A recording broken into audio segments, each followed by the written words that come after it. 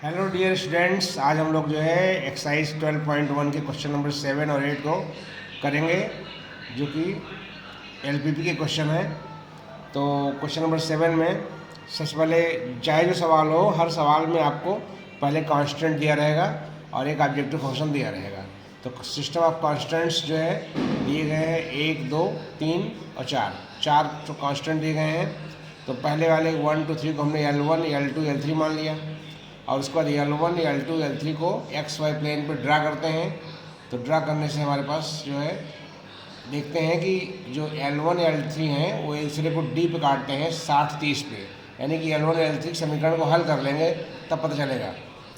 और उसके बाद L1 और L2 एक दूसरे को 40, 20 पे काटते हैं। इसका मतलब है कि L1 और L2 समीकरण को सॉल्व करने पे x का और y के मान क्रमशः 40 और 20 आएंगे।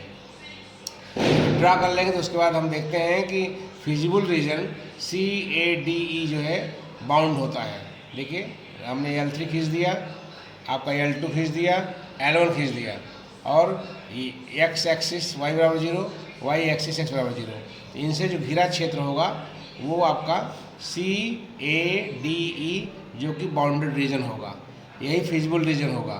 अब हम कॉर्नर पॉइंट का इस्तेमाल करके CADE पर देखिए यहाँ पे मान निकालेंगे 300, 600, 600, 400।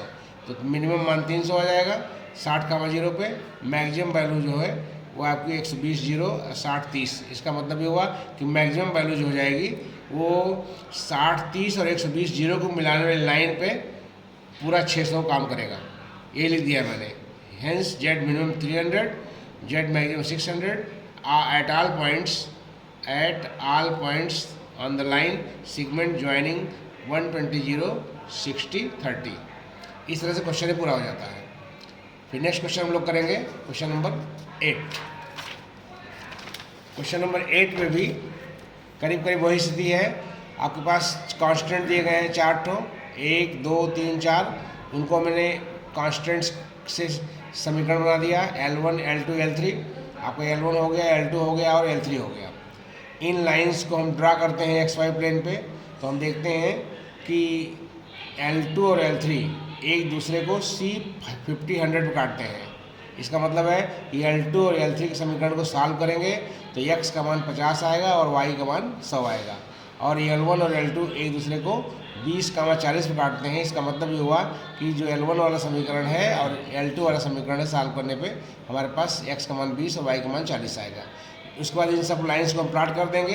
प्लॉट करने के पश्चात हम देखते हैं कि जो एरिया बाउंड होता है इन कांस्टेंट से और एक्स वाई प्लेन पे फर्स्ट क्वाड्रेंट में, वो एरिया आपका हो जाएगा BECD।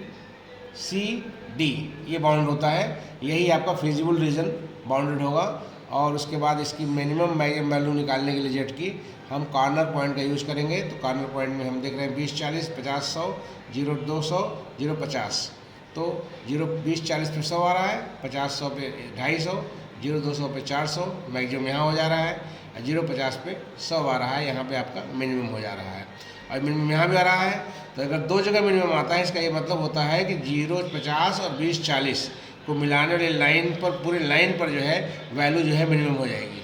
ये ध्यान देना चाहिए, मिनिमम वैल्यू यहाँ पे हो जाएगी। तो मिनिमम वैल्यू 100 हो जाएगी जो कि लाइन पे होगी 20, 40 और 0, 50 को मिलाने वाली लाइन पे।